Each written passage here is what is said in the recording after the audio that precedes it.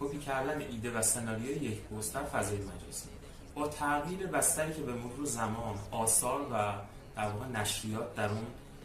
ظهور پیدا کردن، یعنی مثل کتاب‌های قدیم یا مجلات، الان بسیاری از نویسندگان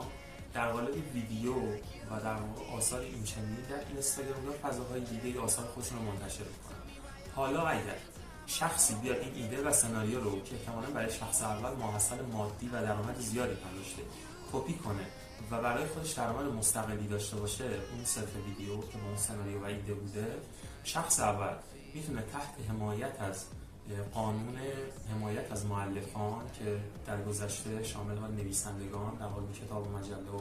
مقاله بود، میتونه با این عنوان و مسئولیت غیر قراردادی خسارتی رو که بابت کپی شدن ایده‌اش بهش وارد شده رو مطالبه کنه و چه بسا درآمد شخصی دوم رو هم متعلق به خودش بدونه و اون رو هم مطالبه بکنه.